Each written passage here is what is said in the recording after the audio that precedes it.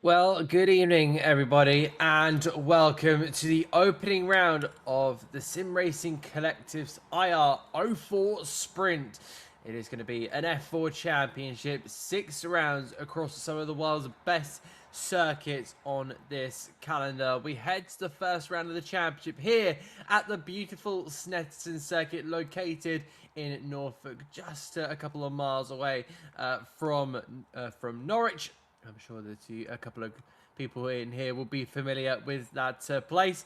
But we arrive for this brand new championship. We are also in conjunction or in collaboration, I should say, with oNiD. And now we make our way into this qualifying session. If you want to know what the calendar ensues, let's take a look. We arrive tonight at Snetterton. Before we then head to our European leg, our three-peat of Mugello and Spa coming up next. Then we follow it up with the Virginia International Raceway and the Circuit Gilles Villeneuve in North America, and then rounding it off in Asia, where we head to the land of the rising sun and end this championship at the premium circuit that is Suzuka. What a lineup we have.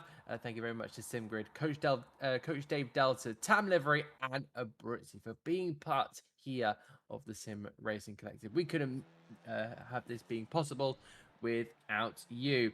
Welcome in then. Here we go.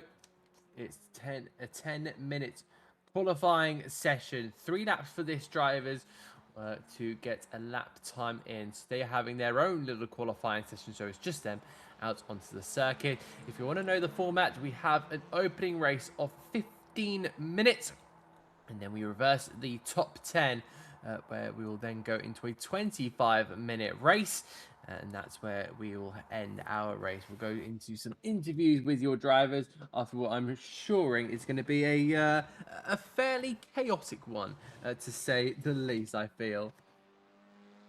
So we see here out onto the circuit.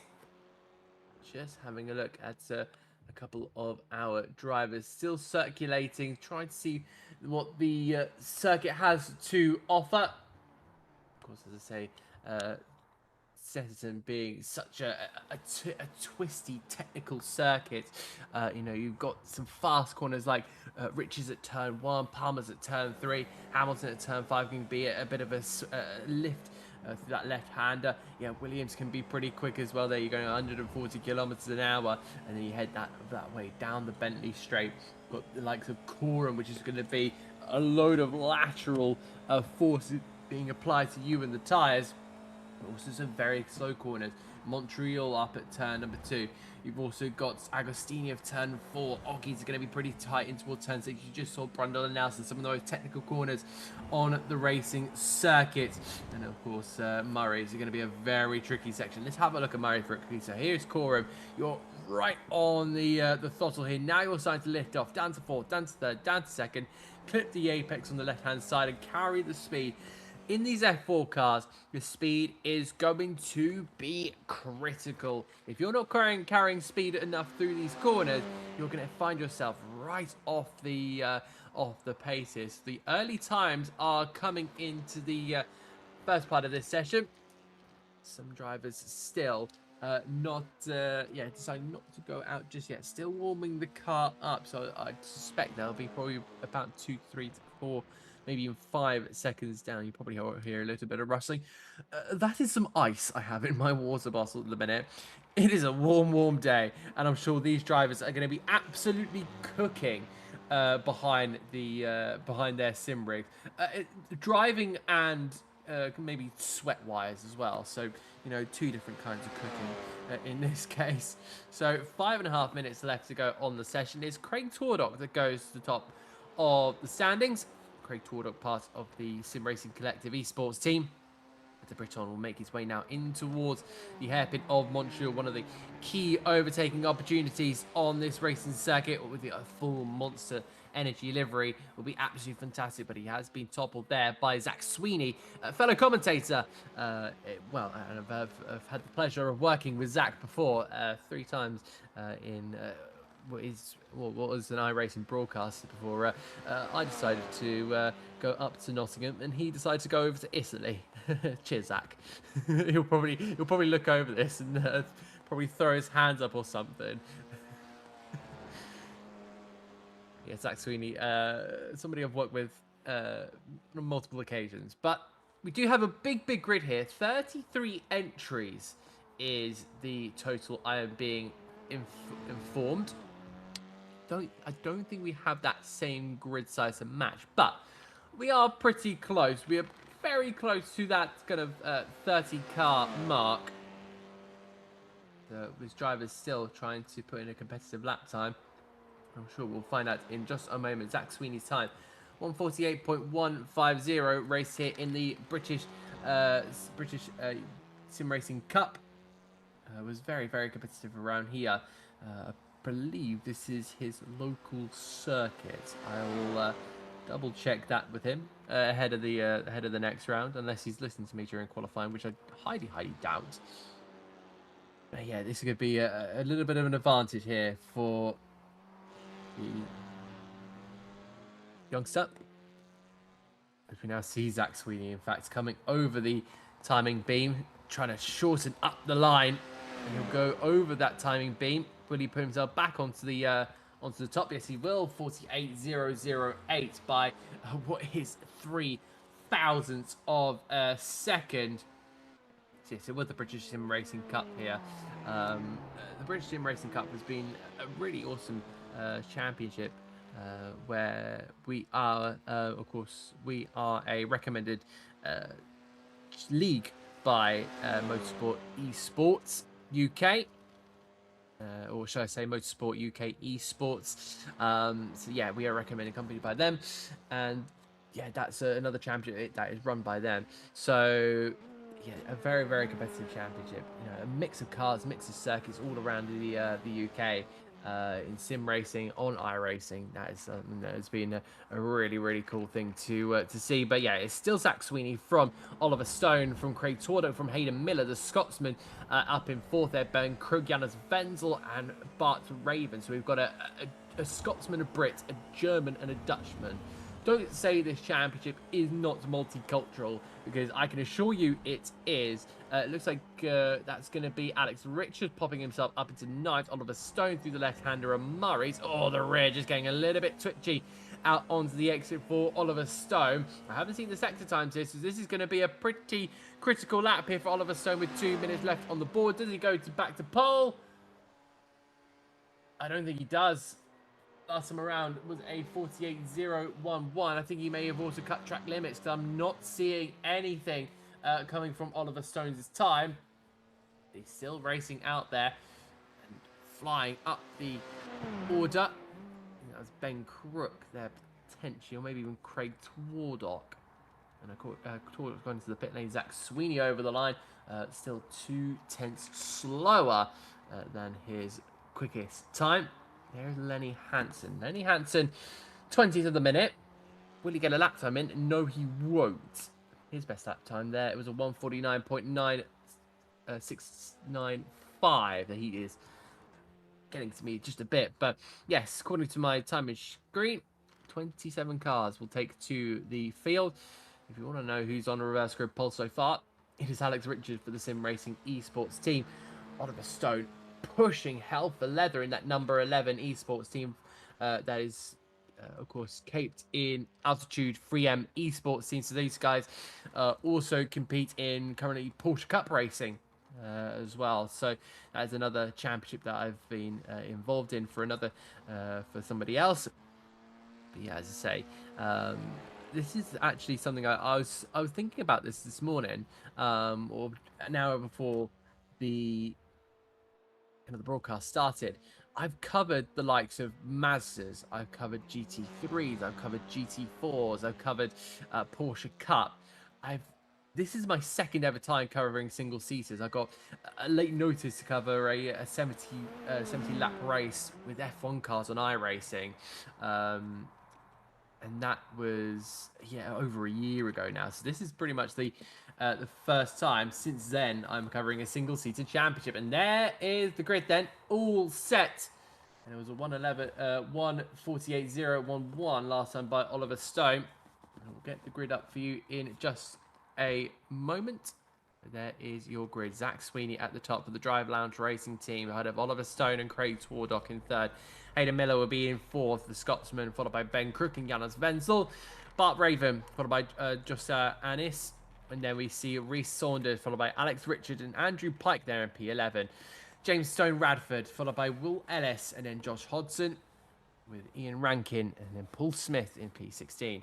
Then we find that the next row of the group will be Nick Clibbens and Harry Shaw. They'll be followed up by the Portuguese driver of Luis Lopez and Lenny Hansen on the 10th row of the grid.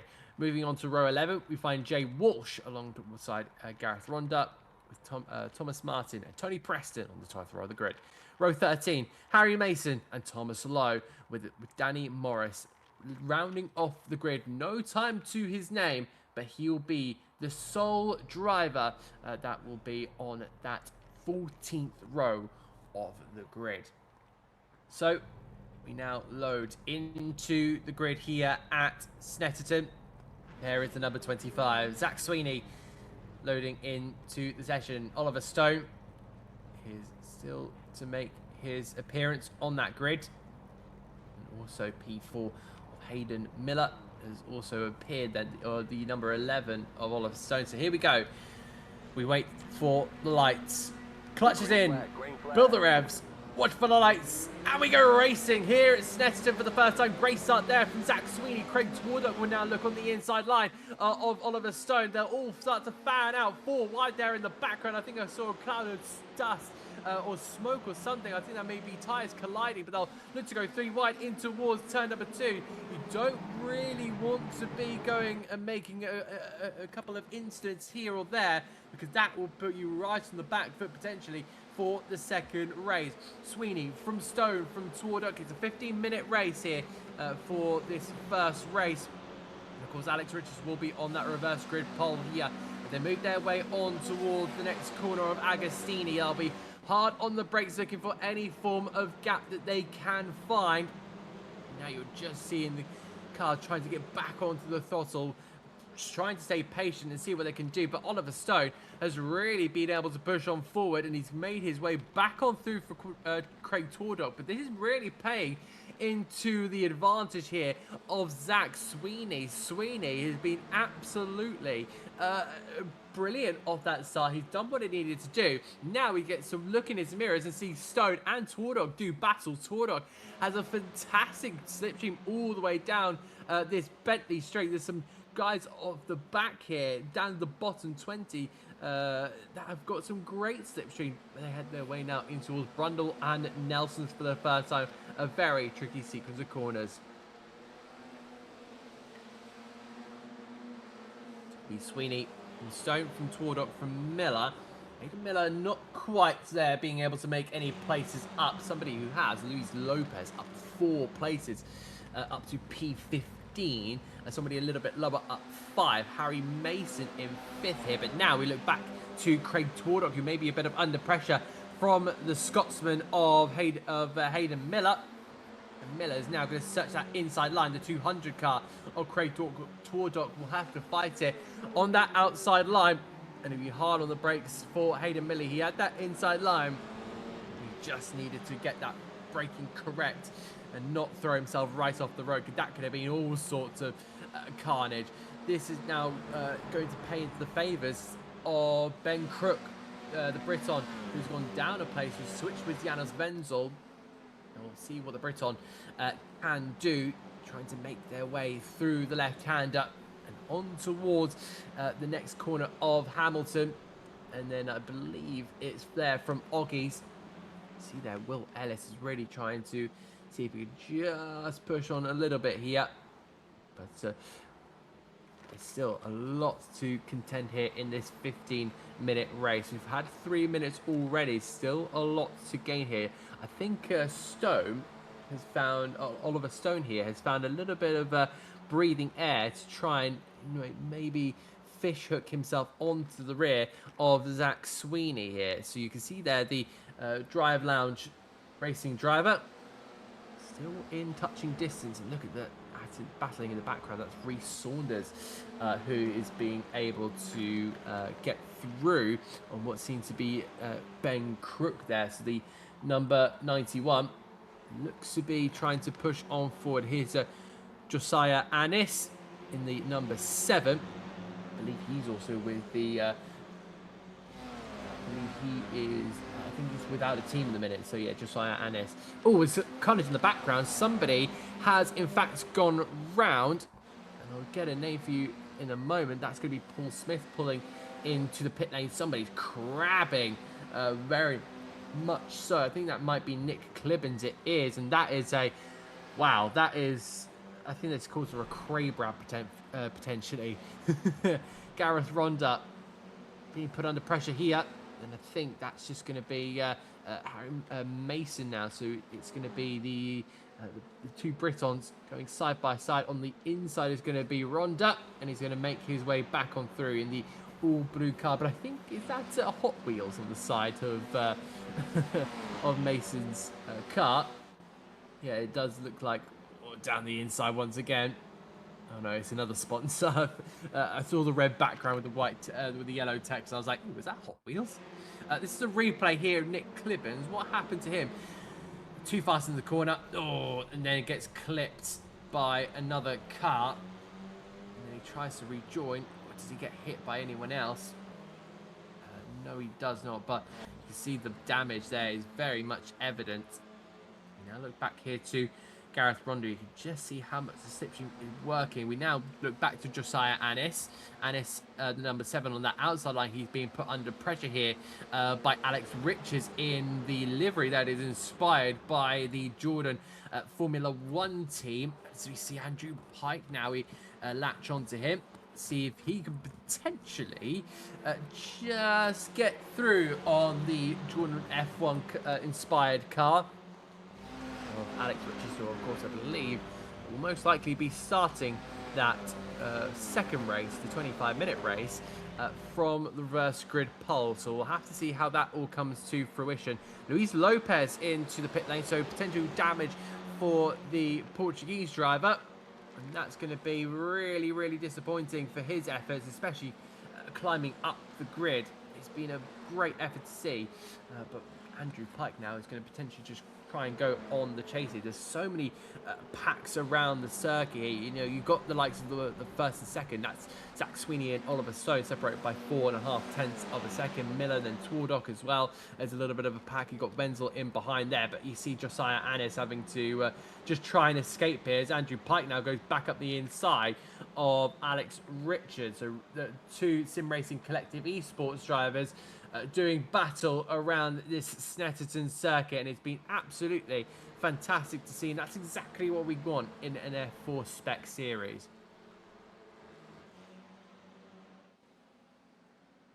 Up at the front of the field, Zach Sweeney has 8 minutes and 15 seconds to survive here. I don't think Oliver Stone is going to take lightly to Zach Sweeney. Of course, coming up short in second, 3,000ths off pole position. Sweeney has a lot of experience around this circuit. I'm sure he's probably been in the fabled commentary box around this circuit at some point during his career. He'll now move on through. Just see if he can tick down another lap here at Snetterton. They'll go on to lap 5 here of this race. Stone has just been closing in 48.0. I think that's just all due to the slipstream. He's about just shy of a 10th quicker than Zach Sweeney last time around.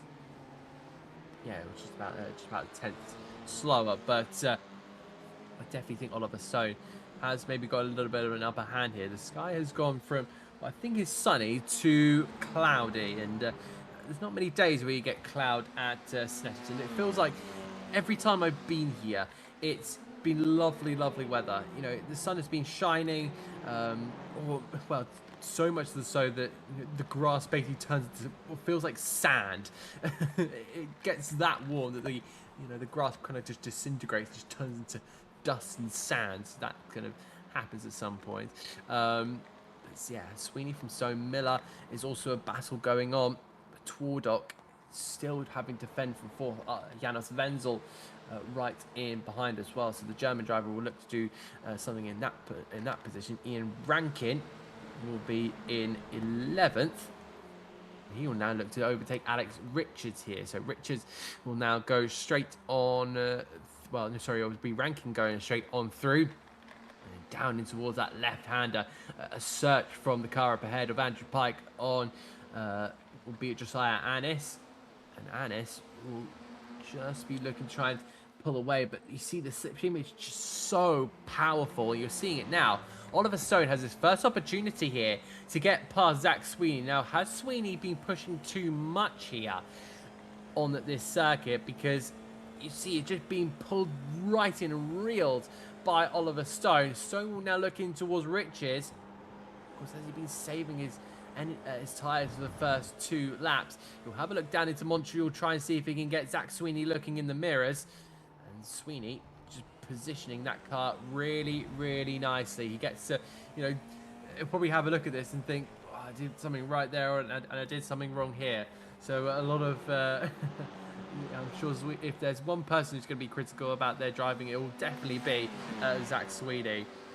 The amount of time he's probably looked over a broadcast and thought, yeah, that was some good driving, or that wasn't so good. Twardog now on the podium. This one, as it looks like Hayden Miller's lost 2 places. Meanwhile, Andrew Pike is going to fly on through. He manages to put himself up to 8th there. So the Sim Racing Collective esports driver putting himself into a nice 8th place, which will get him a good haul of points. And some really big points are potentially in the bag for some of these drivers. Most definitely have to try and work something out. There are also something I've just kind of noticed. There are kind of pros and amateurs. So I think the kind of the more bronze-ish. Oh, someone's gone off there, and that's going to be Aeneas. I think has gone off the circuit, unless yes, it is Josiah Annis in the number 7, cutting across the grass. And that's going to be a big, big shame there for Josiah Annis, who was looking so competitive up in that brilliant points top 10. But unfortunately, it's just not come to fruition for Josiah Annis. Now we look back here, we see what I believe is potentially Twardog. No, I'm thinking a lot more behind. So Hayden Miller now under a bit of pressure. The battle for the lead still rages on with 3 minutes and 40 seconds left to go. Miller will be on that outside line. And look and see if he can potentially get here. Janos Wenzel. Looks like Miller will just have to slot him back in behind unless he tries back into Agostini. Rear goes swapping out, and very, very lucky not to go into the side pod of the German driver. Wenzel survives once again. Twardog has found himself back into a position where he's got a podium as well, and he's building that advantage out as Jay Walsh now in that number 16, looking to see if he can potentially just try and get past what seems to be Harry Mason. Mason's move recently as well. He's up to 14 to the plus 11, so it does seem like Harry Mason, I should say, does seem to have a lot of pace in him, but it's just the poor qualifying he had earlier on in the broadcast just wasn't what he needed at all. Off the road there goes Janos Wenzel, and the blue and black car seemingly had quite a big off as well, because he's now feeling a bit of pressure from behind, and Reece Saunders goes up the inside. Will there be a bit of contact? No, but looks like Janos Wenzel had to go right on the outside and go right off track there, pick up a little bit of dust. They fly their way past the garages and the commentary box and race control here at Snetterton, but they'll head their way in towards Richards, where you need to be pretty careful, because if you fly off here, you'll find yourself going into what I can only assume is a farm. Wenzel back up the inside, and that 313 bit of contact will seem to be a tyre mark to the side pod, but he's gone, you know, actually, Reece, I'll let you have that one. That was a bit naughty on my kind of part. And then Ben Crook will come along and say, oh, I want a place, and see if he can get involved in this battle. Searching on the outside line for Janos Wenzel. I think Reece Saunders there for the moment is just trying to keep on the defensive. So, yeah, tyres can play a part in this one. It depends how much you want to push them is, I think, the big question. Because, of course, I think Oliver Stone maybe did a little bit of saving. Sweeney just was very much so at the great expense of the battling that went on in the first couple of laps. Now, Oliver Stone has picked up the pace and got some great race in that race car. And now he's able to push on forward pretty much and see if he can go after the race lead. Less than a minute left to go of this race. Janos Wenzel really trying to apply pressure. So Sweeney and Stone are a battle. And there you can see, just as I mentioned it, swapping over to lead battle. And this is going to be Oliver Stone's big opportunity here. He's got to do it next time around. If he's not ahead, then it's not going to be maximum points. But you can see the slipstream in full effect. Stone to the outside line. Sweeney will have him a very tight line on the inside line. He'll push his way through the corner of Richards. Now Stone has been given that inside line opportunity, unless he's going to mess up a little bit. But up the inside, he's locked up there on the front right. He tried to get the car hauled on to the anchors. Now to the outside line. Tordot will be having a look. He'll be looking with his binoculars for now. But if these guys battle too hard, Tordot would be right in this hunt in no time whatsoever. It'll only take a couple of corners. Sweeney defending that inside line very aggressively in towards Agostini. Will make sure to send Stone the long way around. Will he be able to get the exit? He'll ride the curb on that outside line to help with their speed. But through Hamilton and Oggies is not the place you want to be doing it.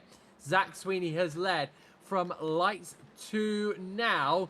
I won't say till lights are flag because he hasn't quite crossed that line yet. And there's still two very, very good opportunities for a pass here. They're brave, they are bold, but Sweeney defending here on the Bentley straight.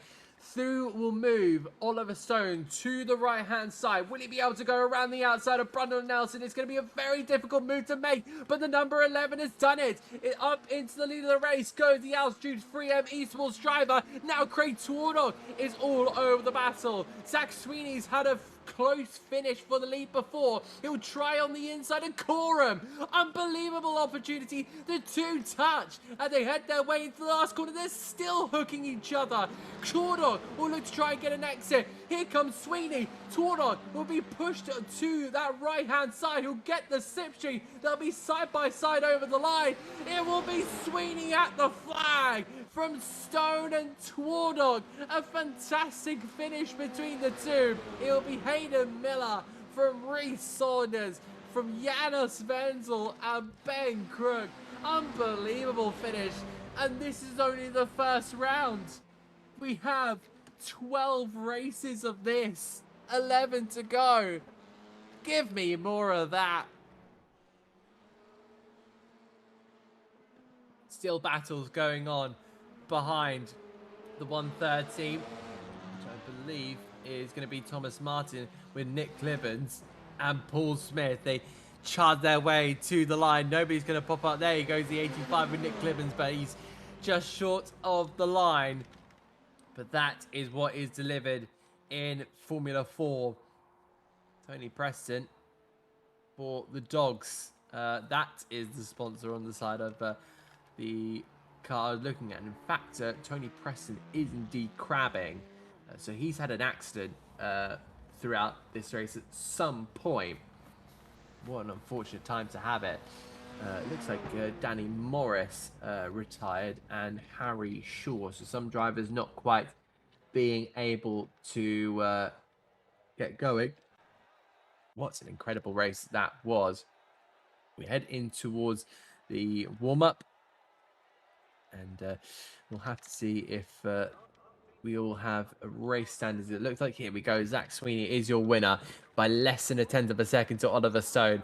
Craig Twardock will come home in third. Hayden Miller will be in fourth. The Scotsman holding off or putting in a fantastic drive for P4 with Reece Saunders in P5 and Janos Wenzel in P6. Ben Krug, seventh for him. Andrew Pike, Will Ellis, and then Ian Rankin will be in P10. I'll try and get a notification to see if it's the qualifying on reverse grid pole, which I believe will be Alex Richards, or if it's the race reverse grid pole, in which case it will be Ian Rankin. And I'm being told in my ears it is race reverse, so it'll be Ian Rankin on pole position. Josiah Annis in P11, Josh Hodson in P12 with Alex Richards, Harry Mason, Jay Walsh, Thomas Lowe, Gareth Ronda, Lenny Hansen. Bart Raven will be 19th, followed by Thomas Martin. And look further down, we find Nick Clibbins, we find Paul Smith, we find Luis Lopez, who had a little bit of damage to his car. And unfortunately, finished down in 23rd. So did Nick Clibbins. He was pretty much crabbing at one stage in the race. James Radford's run into issues, so does Tony Preston as he crabbed over the line. And then we find Danny Morris and Harry Shaw. I think Harry Shaw got on his own mistake and then just retired in these very early stages. So we now move on to the warm-up as well, which allows our drivers to be able to just make some adjustments potentially to the setup, or if they want to try something whilst driving, and that would be something that they will look to try and see if they can get sorted out. But yes, less than a minute to go here for the warm-up. Yeah, what an amazing first race we had. So much to contend with. I've been really impressed with some of the driving.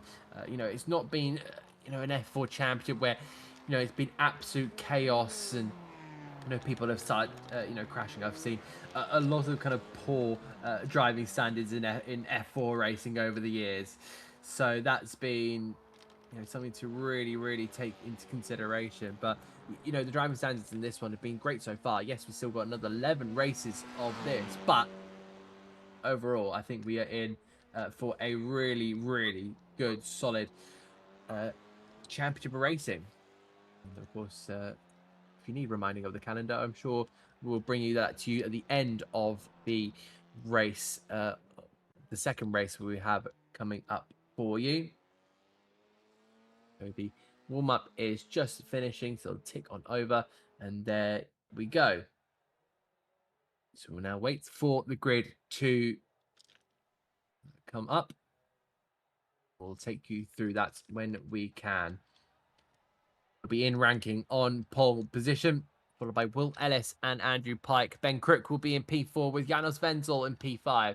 Reece Saunders will be 6th. He'll be alongside Hayden Miller, and then Craig Twardock in P8. Oliver Stone and Zach Sweeney on the 5th row of the grid. Josiah Annis will be in P11. What could have been a front row start, maybe a second row start in the reverse, turns into P11. Josh Hodson will be in P12. Then we find Roth in 13th. Alex Richards will be alongside Harry Mason with Jay Walsh and Thomas Lowe. Gareth Ronda will be 17th with Lenny Hansen in 18th. Bart Raven, the only Dutchman in the field, he will be on the 10th row of the grid alongside Thomas Martin with Nick Clibbins and Paul Smith. Luis Lopez and James Radford, 23rd and 24th. And then we will move on to the final rows of the grid. Will be row 13, Tony Preston and Danny Morris. And on the final row of the grid, a lowly 14th row for Harry Shaw. 27 cars line up on the grid, and we will look to go green in just a moment. There is the 248 of Ian Rankin. They just start to grid up, as it appears, is Will Ellis, and we'll get this race underway here at Snetterton Circuit for the second round, or I say the opening round of the championship, the second race here at Snetterton. Big points on offer for this one, 30 to the winner. I really feel that we are going to be seeing a big tough battle on this one. Everyone knows kind of their limits. Will they go a little bit more aggressive? Or will they go conservative? Remember, it is a longer race. It is a 25-minute race. It's pretty much you're adding 10 minutes on to the one before. Overall, I think that these guys will have a mix, but look how long the grid is. And we now see the lights coming on. Clutch is in, build the revs, watch for the lights, and we go racing here at Snetterton once again. Decent start there off the line from Ian Ranking. I think that was Reece Saunders trying to push on forward. They'll make their way now through in toward the right-hander. Ranking from Ellis. They'll fan out and see if we can get Craig Twardock getting a move here, but down in toward the first hard braking zone of this circuit. Through they go on toward the right. They're just bunching up a little bit, seeing 3 wide on the exit of the corner, but they're just looking to find any form of space that they possibly can. And just anything that they can work with will be an added bonus. Through they head on towards, oh, the big smoke in the background. Somebody's gone flying off the road, and there's multiple cars involved. That's going to be Gareth Ronda. That looks to be Luis Lopez. I think also Radford's involved. So is Shaw. So is Lowe. I think Clippens was involved once again. Unbelievable luck from Nick Clippens. Oh, that must be absolutely heartbreaking. You've gone through a race. You've been involved in an accident that may or may not have been your fault.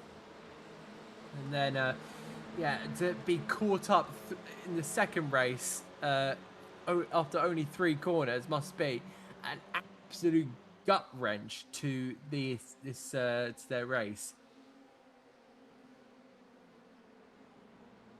Through they head to Brundle and Nelson's, just clipping up on the curb. And that was an aggressive cut there from the 91 of Reece Saunders. I think that was Will Ellis, who's dropped from 2nd down to 6th place there. So that's not good news for the well, I was going to say the Briton, but of course there are many Britons on the circuit, but dicing away to try and see if they can get any positions. There is Harry Mason for the Dogs. Cast their way over the timing line, make their way over to lap 2 of this race. Oliver Stone looking to try and make some positions up, but it looks like Will Ellis is feeling a little bit of pressure now. We're almost going 3 wide here, and in fact, I think that's Craig Twardock trying to think about going in the middle. 3 wide into Wilson's is not the best idea. A little bit of contact. Stone had to play it nice and cool there, but I think that's Sweeney up the inside trying to make a move. But it will look like for now, Oliver Stone and Sweeney will still be side by side. Sweeney will drop him behind because there's no point in getting involved in a little accident with your lead competitor from last race. But then you move on to the left of Hamilton. Oh, there goes Sweeney being very aggressive, trying to force out Oliver Stone and doing that successfully. The Altitude 3M Esports driver will look to try and get his try and take that back. He's now going to be looking to set sights here on Craig Twardock. It's going to be a double toe here, but in fact a triple toe. Because look at Will Ellis. He must be feeling all sorts of pressure here. He might have to concede 1 place. Will he concede 2 here? Because Sweeney will look to try and maybe keep his nose out of that one. But yeah, Oliver Stone would have hoped that Sweeney tried the opposite and tried to throw a move up the inside. But there he does it into a bomb hole. Where, of course, a World War II bomb was found. So that is the reason behind that. Down in towards Murray's. Will Ellis is really struggling for pace. What is going on with Will Ellis? Could there be damage potentially to that car? Because he's just dropping. Like I said, we're on lap 3. He's gone from 2nd down to 10th. And that this is Oliver Stone. Sorry, no, this is, my apologies, this is Josiah Annis. So if Annis can get around the outside, here in towards the corner named after the late great Justin Wilson, as Hayden Miller spins around. Oh, there's going to be another car that's spun around. That's going to be Walsh involved in that one. Oh, there could be carnage in this one. I was waiting for maybe a kind of a confetti fly of carbon fibre or, you know, F4 pieces to go up in the air like a cartoon, but unfortunately on that part, it did not come to fruition. Fastest lap at the moment, 148.168 for Ben Crook, but it's the lead battle that we're looking at with Ian Rankin and Andrew Pike, the front two at the moment. Andrew Pike, of course, going up one place from his starting position of third. Jonas Wenzel also in behind, started down in fifth. Could he potentially make something up here? But there you can see Andrew Pike making himself very, very clear in the rear view mirror, or the windscreen mirror. Yeah, the mirrors, I should just say, of Ian Rankin. There is Bart Raven, just ahead of Tony Preston. It's the 51 ahead of the 33. That's going to be something that is pretty much something to keep an eye out for. But Bart Raven seems to have got away here. That's a big lockup for Harry Mason, and that's not the first time, and it's not going to be the last time I see that at Snetterton, a lockup in an F4 car at Murray's. So many times I've seen that in previous years. Zach Sweeney taking the fastest lap, the one of two drivers in the moment in the 147. The other driver is Ben Crook. So Ben Crook is finding some unreal pace in that car, in that number 8. As Pike now finds a way around the outside. What looks to be potentially that maybe Wenzel. I'd like to see, oh sorry, that's Wenzel up into second. Pike now drops to third. Looks like now that's going to be Ben Crook trying to search for an opportunity. And these guys need to be careful here because there's a long race left to go. And if these guys don't, start working together, they're going to fall into a big pack here. Reece Saunders is less than 2 seconds back to at Battle. And if that continues, he's going to bring it along Craig Twardog, Zach Sweeney, and Oliver Stowe. So that is a dangerous, dangerous potential that is on offer here. It's great for the viewers because we then turn a 4-car battle into an 8-car battle, which could form all sorts of carnage. And trust me, that is going to probably even rival the F4 British Esports Championship. Trust me, there's been a lot of top battling between some big top drivers. You got former F1 esports drivers in there, and some esports drivers with 10k iRacing. No, not Max Verstappen. So don't start commenting Max in the comment section. Don't, just making sure your hopes don't get too excited in that one. But the 91 of Reece Saunders still leading this little pack here. But look what's going on up ahead. Oliver Stowe looks to try and maybe make a move here on Zach Sweeney. Sweeney just seems to be stuck behind Craig Twardog in the battle for 6th and 7th.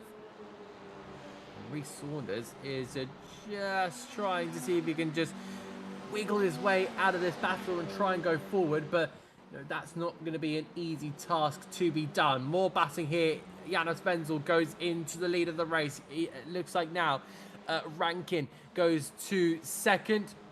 And they'll make their way in towards Oggies, and I think that's going to be a move for potentially Crook, but then Pike wanted to find a move on Ian Rankin. So two drivers looking for a move there. One of them had to back out, and it was in the end Ben Crook. Saunders now needs to see if he can just try and just cut that gap down. He's less than a second now to the back of these two, as Ben Crook now using his speed and how fast he's been out in free air to try and go up the inside of Andrew Pike. He'll try and do a switchback of Nelson, and here come the second pack. It's Wenzel, Rankin, Pike, Crook, Saunders, Twardog, Sweeney, Stone in this battle. 16 minutes remaining.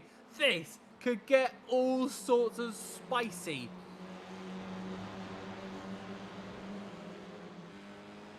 So they'll make their way off Murray's. You can see there a car appearing from behind. That's going to be Craig Twardog to try and go straight on through past Reece Saunders. 2 by 2. The battle for 4th, 5th, 6th and 7th. Round the outside for Twardog. He's now being put under pressure here from Zach Sweeney. Sweeney's going to try and find some space here to operate with. Lock up from the number 8 of Ben Crook, and there is going to be side-by-side action. Through comes Zach Sweeney. He's going to try and say thank you very much, but he's still got something on that outside line. Oh my goodness me, Sweeney nearly got tagged there by Saunders, and Saunders is round. Reece Saunders battled so hard. Lock up from our race leader, and it's now turned from an 8-car battle to a 7-car battle. It will be Oliver Stone at the back of that one, and he'll be just thinking, I can take my time with this. These guys are going at it.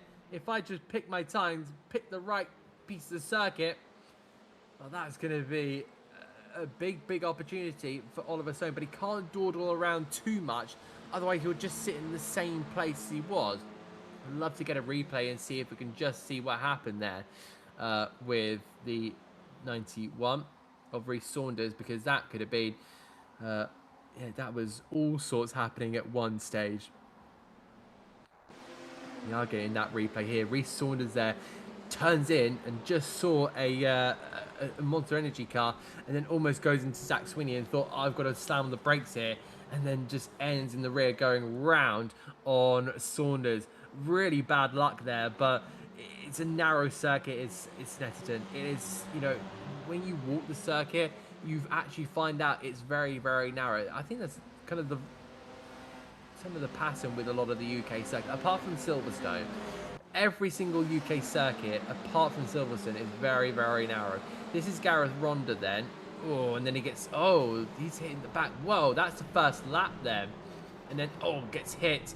And that's going to be carnage on that first lap. That was really unlucky for a lot of them. It was just a concertina effect. It seemed like, you know, some people like to say domino effect. I'll happily use either in that case. With 13.5 minutes remaining, Oliver Stone still sitting in the back there. I wonder if kind of these back three drivers of Stone, Twardock and Sweeney are just thinking, if I just sit here and let these guys battle, you know, I could genuinely make a couple of overtakes here. Then I can go and push for the lead. But I think if, you know, the more drivers that sit in that mindset, you know, I think the more that these guys will just be able to just sit there, and maybe not much will happen. But I think there has to be a turning point. Maybe within the last 8 minutes, they'll think, wait, we've got to get a move on here.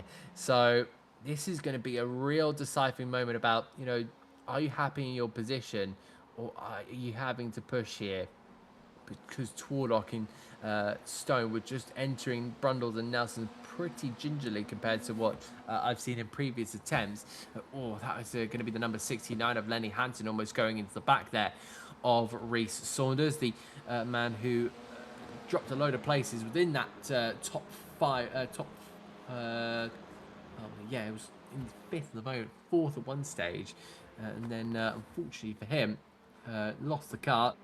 It all went terribly south. Hodson's having a bit of blipping, unfortunately for him. That's going to be Zach Sweeney looking now around the outside of Andrew Pike. Can the youngster try and get himself on that outside line? But no, he's going to get squeezed out, and if he's unlucky, he does get squeezed out. There now goes Craig Twardock. So Twardock's now going to try and see if he can get an exit here on the youngster. Oh, this is tough stuff. Oh my goodness me, Sweeney was 45 degrees going the other way, and here comes Oliver Stone that can try and nab some points away from the part-time sim racer, part-time commentator. Somebody has spun there on the of the exit of the second corner. I just saw that smoke coming into view there, but Sweeney on the inside line for Oggy's really well done in placing his car. He knows what to do around this circuit. I think that may be potential. Again, I'll have to ask if that's local knowledge just coming to fruition. But I've had a funny story before where somebody has won a race from up in Anglesey. I know someone who won at Anglesey, which is North Wales, and then it got written in a news article that he had local knowledge when he was actually Southern Wales. So 4-hour drive up to win a race, and then get called local knowledge, which is pretty interesting to say the least. But Ben Crook down in towards turn well, the final corner on the circuit of Murray's, and he's going to be feeling a little bit of pressure from behind. So it looks like Crook will be chasing down Rankin then, as Janos Wenzel has got an absolute lead to himself. But they'll make their way around the outside, will Ben Crook, and I think he deserves this play because he's had so much pace. He's set blistering times. Again, still at this moment in time, one of the only drivers that has entered the 148. The other driver to do that, I'm pretty sure. Yeah, we've got Ben Crook, Craig Twardock. We've had plenty of other drivers as well. So yeah, one of the 47s. I think yeah, only Oliver Stone has entered that time frame.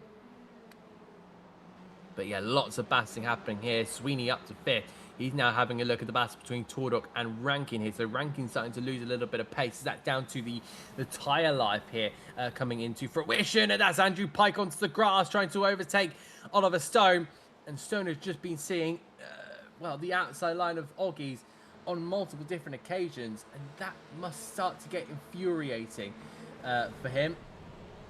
And off onto the grass once again. Oh my goodness me. Pike is starting to explore different areas of the circuit that you're not really meant to be exploring.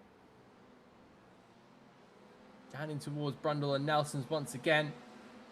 We'll have to see if there is still more action to come. Definitely down in the smaller places. We've got Paul Smith, who is going to be riding alongside what seems to be Thomas. No, it's going to be Tony Preston of Sim Racing Collective. So they'll move their way in towards Brundle and Nelson. Now, look to be Smith still 19th. There's the 33 moving past. We now look back here to Craig Twardock. And then Ben Crook will be in second. Here comes Ian Rankin and Zach Sweeney. Sweeney trying to go for 4th place here. There's a little bit of contact between the two. And I think just chopping across the nose of Rankin there. Sweeney was having absolutely none of that to see if Rankin was trying to come back at him. But through the left-hander on towards the Agostini hairpin. Does Ian Rankin have something in his back pocket to try and pull a move here on Zach Sweeney? Sweeney will try and keep that car nice and nice and straight in towards the corner. This boy knows how to pedal a sim racing car. But Crook and Twardock are really going at it between each other. But Crook, as I said, is putting some really, really good lap times. Wenzel's putting the personal best last time around 148.6. Craig Twardock as well, 148.2. So some really, really big lap times being put in, especially at this latter stage of the race. 17, almost 18 minutes into this one. And I think Twardock has managed to get past Ben Crook. But we now look to see what Thomas Marshall is doing. He was sitting there in P16 just ahead of Paul Smith. So Paul Smith again has gone up a couple more places. Hayden Miller down to 19th. He's had an absolute horror show recently. But it is still Wenzel from Twardock now who takes second. It's Ben Crook in P3. Now Zach Sweeney looks to go for an opportunity for that podium place. Now we see Ian Rankin going up to down to P5. He's now being put under pressure here from Oliver Stone. Stone will try the outside line. I don't know how much that's going to work. It will look like you'll have to swap back in. Rankin is already there on that inside line, so Stone will just try and be later on the brakes. Just go for a switchback, but it's just turned in too early. Too much rotation on that steering wheel.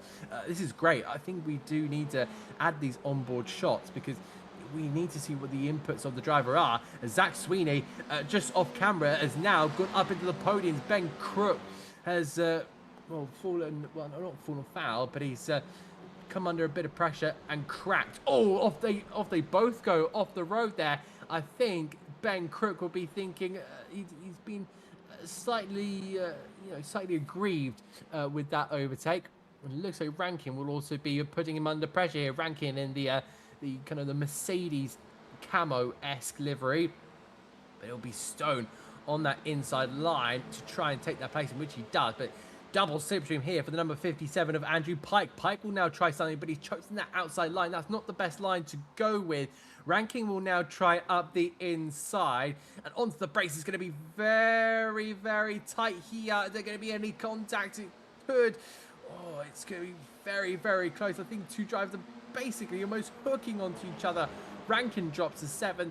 Pike up into 6th, and some more fantastic racing. And we now look to approach lap 12 of this one.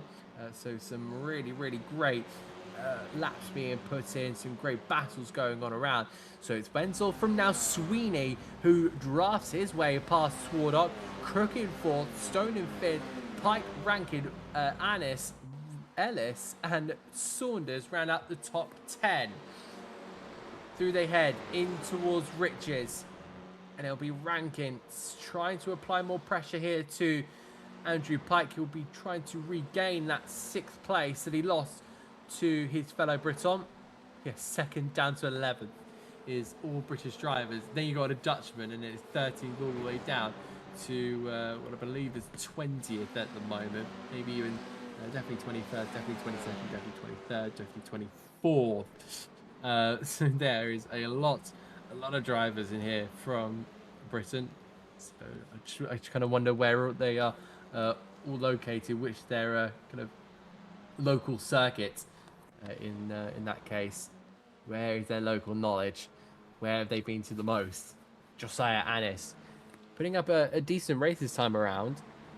As looks like Will Ellis, who's had a really difficult race this time around. He's been pushed to the curbs and pushed to the grass a couple of times on this kind of race tonight, but he's still trying to push on forward. Somebody spun in the background.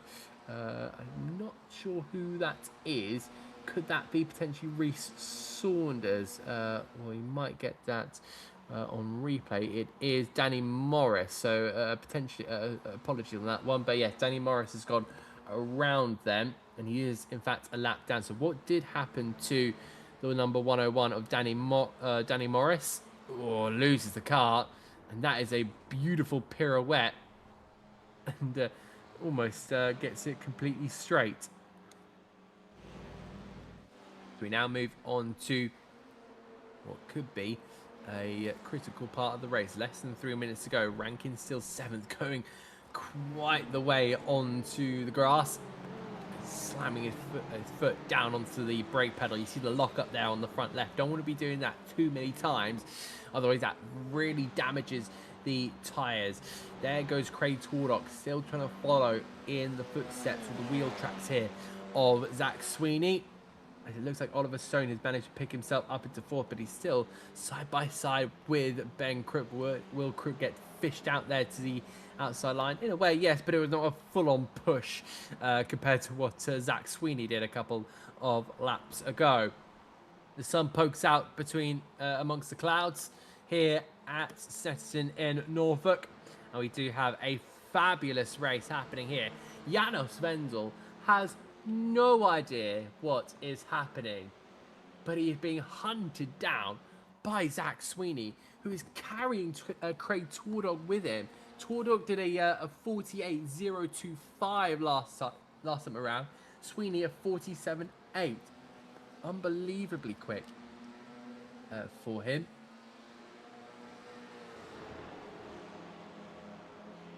You now see Crook looking around to see if he can spot a gap here on Oliver Stone.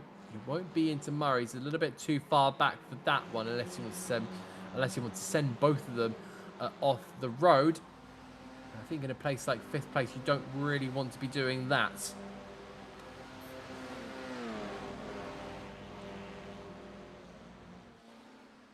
So in 1 minute to go, this is your final lap here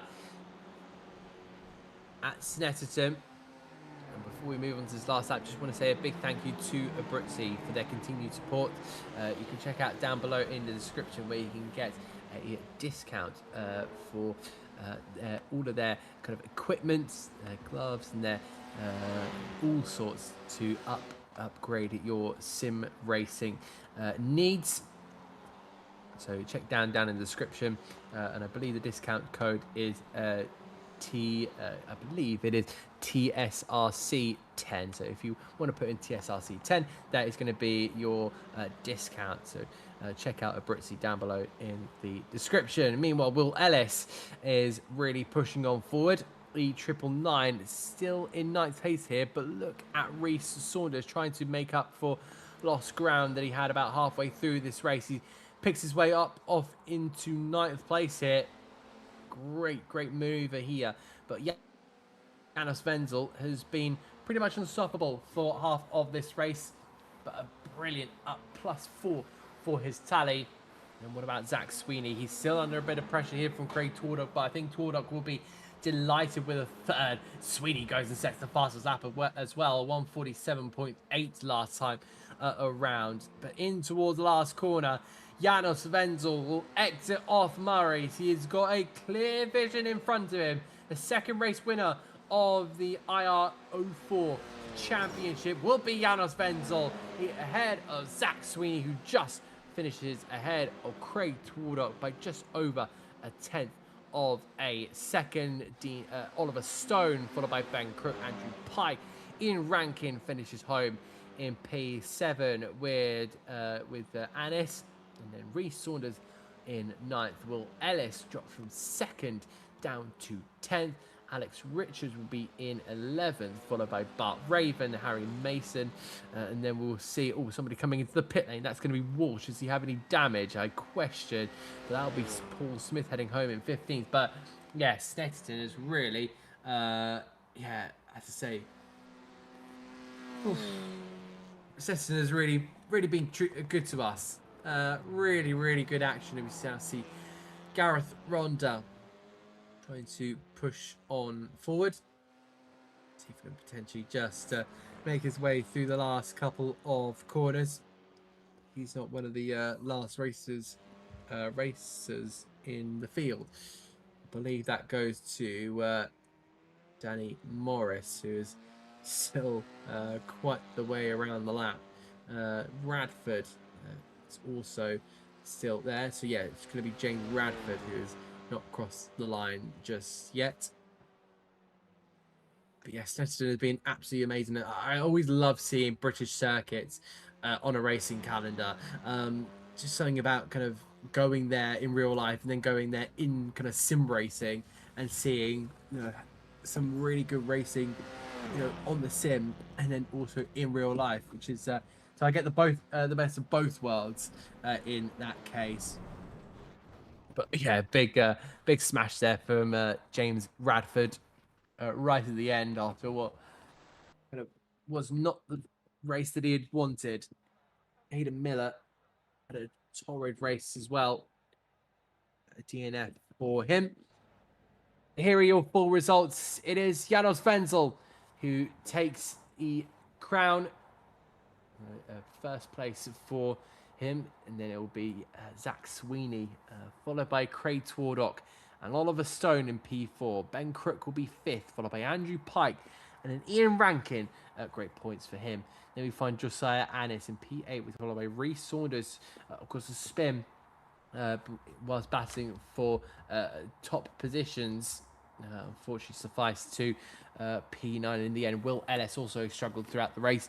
He's just ahead of Alex Richards, followed by Bart Raven, and then we find Harry Mason for the dogs, Josh Hodson, followed by Paul Smith, and then Tony Preston in 16th, Lenny Hansen in P17, Thomas Lowe in P18, Thomas Martin, followed by Nick Clibbins in P20. Jay Walsh will be in 21st. Gareth Ronda in 22nd. James Stone Radford, followed by Danny Morris, who got lapped. Hayden Miller, who retired very late on. And I think 2 non-starters in Luis Lopez and Harry Shaw.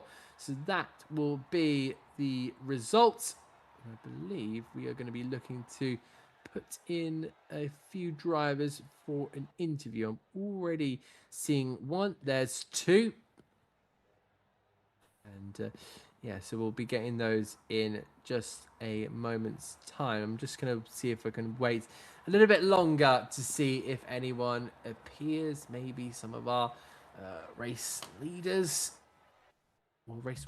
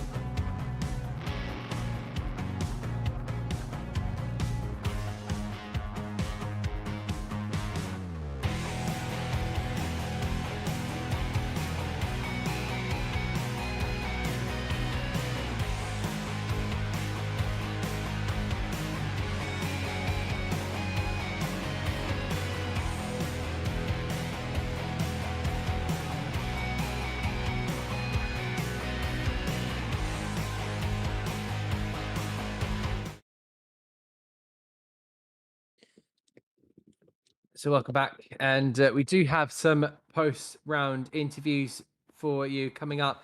Is going to be Josiah Annis, Oliver Stone, and Zach Sweeney coming right up for you, and we'll get to one of them in just a moment's time. Josiah, welcome in to the commentary box. You had a bit of a tough one out there. Tell Yeah. me, how did it go?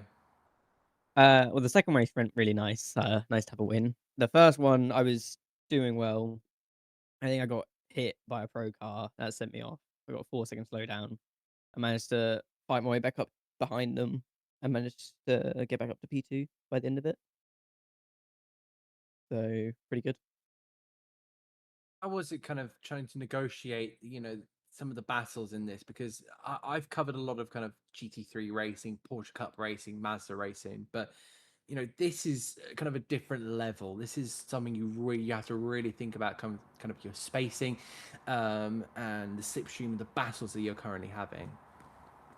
Yeah, the dirty air is really bad, especially through the long right hander just before the final corner. Going through there, you're behind someone, you're just washing out wide. It's you have to definitely be smart when to go for a move and stuff. I'm probably going to ask this question to multiple drivers, but what are the tire? What's the tire life like? 'Cause I think it might be potentially. Was it something you had to kind of manage? I wasn't. I don't think I was purposely managing it, but at the end it got a bit slidey. Um, yeah, I had a few little scary moments towards the end of the race. Whether that was pressure or just tires, I do not know. And then kind of going on to future rounds, we've got Magello up next. Is that's going to be something that you may be feeling confident with, or is that a circuit where it's going to require a lot of practice for you to get up to speed? I've never actually driven the Magello in iRacing, so it's gonna be something. A baptism of fire. In that case, then, is there anyone you'd like to shout out before I let you go? Definitely, obviously, Driveland Racing. If it wasn't for them, I wouldn't be sim racing because I had no idea I was any good at it. Um, and also, well, Zach Sweeney, he's just coached me so well. Like he's made me improve my consistency, pace, and everything. And also, my mum, who's I think is watching right now. Yeah, Fantastic. I think that will be. We'll move on. Thank you very much for your time. All the best for the rest of yeah. the season, and Thank of you. course You the too. round coming up. So that was Josiah Annis. Welcome in Oliver Stone. A very good kind of uh, set of races for you. Let's talk about qualifying because you were really strong in qualifying. Is that one of your strong suits?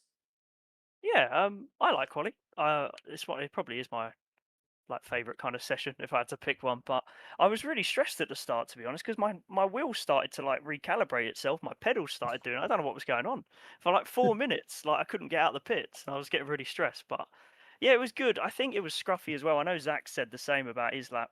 I think we both had a few more temps, but it's never that easy. But yeah, I was happy with quali P2. I was happy with that for sure. And then, of course, you were starting on the front row for that first race. You kind of got drawn into the battles very early. But kind of tell me about bridging that gap back to Zach, because that was because we were just talking to Josiah, and he was talking about how the dirty was really bad, but you managed to kind of Mm. really use your speed and the circuits your advantage to gain back up to Zach. How did you do it?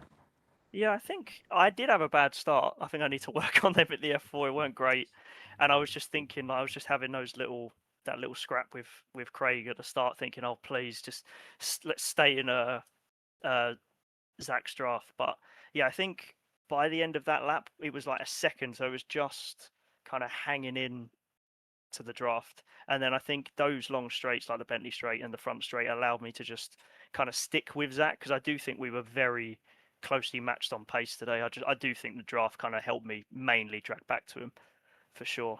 I'd say that's the main thing. And then I think I've spoken about this before with Josiah, but what was it like in that second race? You know, having to deal with a lot of cars. You know, trying to have to really think about your spacing, and of course the narrow nature of the circuit as well is something you have to really take into consideration using these F4 cars. It was really tough. I think me and Zach were just talking in the waiting room then that it was a lot harder to pass than we thought it would be. Even though if we thought the pace might be a little bit quicker than some of the people in front on the reverse grid, but it was just really difficult. I think everybody's pace was really good, and like you say, then it's narrow, very sensitive on the brakes, hard to send one. And when you defend around here, it's really hard, I think, to go around the outside of some of the corners, like the hairpins. I think the main way is just you've got to get like a good run like onto those main straights and kind of use the overspeed. But it's really tricky to overtake for sure. Magello might be a bit easier, I hope, but we'll see. Yeah, indeed, Mugello having kind of that wider nature of a circuit. It's got a lot of flowing corners. Do you think it's going to be something that may be kind of to your suit? Yeah, I really like Magello. I haven't driven it for quite a while, but I used to love doing it in like Super Formula Lights, cars like that. But I do remember it being very drafty. Like I know this was today, but I feel like Mugello in F4 cars even more so. So it's all going to be about, like this was just probably pace, one thing, but you've got to have that racecraft to be able to make the moves up, especially in those reverse grid races. But I think it should be good. I think we should see some really good racing there for sure. I'm looking forward to it. And before I let you go, is there anyone you'd like to shout out? Maybe my granddad, if he's still watching. He loves watching these little races, stuff like TSRC, stuff like that. But yeah, hi granddad, if you're watching. I hope you enjoyed that. That's about it. No, that's absolutely perfect. Thank you so much for your time. We'll see you in a week's time for Mugello. Thanks, Adam. Cheers. And finally, we welcome everyone's favorite commentator, I think, is the best way to put him. Welcome in, Zach Sweeney. How's it going? Yeah, it's been an all right day for me, to be fair. It has. It has. This is going to be fun because you're normally on this side of the fence. But kind of talk to me about how quick you were around Snetterton, because it just seems to be a circuit that really clicks for you. It's gone well in the past. It's gone super well here. Just by your results, you can tell that your pace has been unbelievable. What is it about clicking with the circuit? I think Adam Reed wants to tour of my Formula E commentary box. That's why he's being so nice to me later in the year. No, all in all, it's been really good. I've just watched that moment with Andrew back on the feed as well. I don't know how I managed to catch that. Yeah, Snetterton, obviously my home circuit, and for us at Drive Lounge as well, our home venue as well, with Norwich being literally just 20 minutes down the road. So it's one that I know very well. It's one that I'm very fond of, and honestly, I just think one that really suits my driving style. And to be fair, this car, right, it's one that you really do have to drive on the nose. You rotate it a lot with the brakes, and that's where a lot of the lap time comes from. And Snetterton has got a bit of everything, right? It's got the combined G through Coreham and into Murray's, and also Nelson and Brundle as well, that chicane. So yeah, it's a really good circuit in that aspect, really challenging. And as well, I don't think we were expecting track position to mean so much around here either. Like as we saw in race 2, it was actually quite hard to come through the pack and make a position stick. So yeah, all in all, really happy. I'm familiar with this circuit from the British Sim Racing Cup as well, which was a couple of months ago, and arguably one of my best rounds on the calendar. I managed to put it on the front row in the British Sim Racing Cup against the reigning Formula Ford British champion of Crofton Woodhatch, and bring it within a second of the win in race 1 as well. I wanted to get some redemption from race 2 of the BSRC, so shout out to Noah Rosberg Elston for taking me out in that one and giving me the motivation to come and do well in this one. But yeah, all in all, super happy. Race 1, I just sort of kept my cool. Me and Ollie had a bit of a plan not to do anything stupid, and then race 2, it was gloves off and just try and use a little bit of racecraft to come back through the pack. But yeah, all in all, just super happy to come away with a P1 and a P2. Indeed. Talk to me about kind of the tire life, because I think it may have been something that some drivers are having to manage. Was that kind of the case in races like this?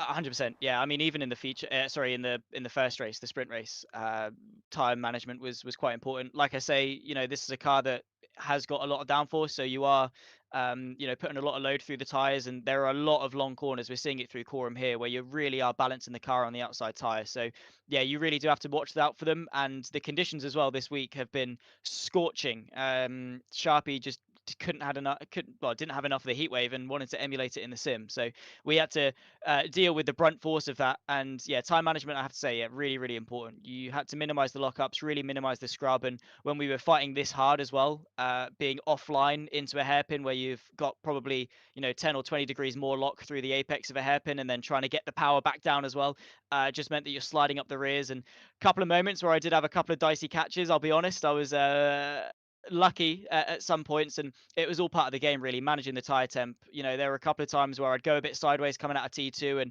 I'd just have to back off a little bit into T3 to let the rears catch up a little bit. So yeah, time management was a very, very important skill amongst probably a million other things that to excel in that second race, to be honest. And indeed, I was just kind of saying this to other drivers, but it seems like it's kind of a pattern that all the UK circuits just seem to be very, very narrow. Of course, we are going to the likes of, you know, Mugello and Suzuka, which are going to be really, really wide circuits. But, you know, how was it trying to battle where you have such, you know, limited space around a circuit like Snetterton? I'm sure we're going to be seeing that in the future at the likes of Virginia and maybe even Montreal. Yeah, Virginia is going to be a tough one for sure. It'll be very similar to this one. I think the UK have some very unique circuits. I don't think you really can emulate a Snetterton or a Donington anywhere else in the world. They are very unique in that sense, because they have all the elements of a Grand Prix circuit while also having all the elements of a club level circuit. And I think that's what we really hit the nail on the head with in the UK. Snetterton in particular, it was tight, it was twisty, it was technical, and it was an added challenge. But you know, the slipstream in these cars is unbelievably strong. So, you know, next week at Mugello, it's going to be emulative of maybe a MotoGP race or a Moto2 race or something in that vein. Like, we're going to have slipstream, we're going to have packs of probably about 10 cars all running through T1, and sort of the train position is going to be really, really important. You know, when do you go for those moves? When do you execute it? Where do you position the car? That's going to be quite important at circuits like Mugello, and then we go to Suzuka, where I think the dirty air will probably take over a lot more. Fair enough, it's a bit wide, but you know, the speed that you carry in this car is going to be quite difficult. So yeah, another thing that we're going to have to manage. And to be honest, I think just a testament to the hard work from the guys at the Sim Racing Collective and putting all the work in. It's not often I compliment Kieran Sharp, but I will on this occasion. He's done a good job with the calendar. Indeed. And just before I let you go, is there anyone you'd like to shout out? Drive Lounge Racing, obviously. Big thank you to them for the opportunity to represent them, and also really proud of Josiah as well. This is his first full campaign in the Formula 4, and he's a driver that's come through our after school club and our academy program at the team. So he started, you know, a couple of years ago with us when we first opened the Norwich venue, and he's really put the graft in. I thought the Formula 4 and this league would be a perfect environment for him to come and learn and sort of get familiar with a car that rotates on the brake and is very on the nose and has to be driven on the limit, but also as well that race dynamic that we spoke about. So super proud of Josiah to keep it in the top 10 overall, and also to walk away with P2 and P1 in the AM class. I honestly, I can't be proud of the kid. So yeah, he did an awesome job. And yeah, as well, always to Drive Lounge Racing, and of course to the Sim Racing Collective. These guys are awesome, known them for a few years, and yeah, looking forward to the rest of the season. Yeah, thank you very much, Zach. I'll go and let you go and celebrate that emphatic victory. Take care of yourself. Cheers, mate. See you soon. Bye bye.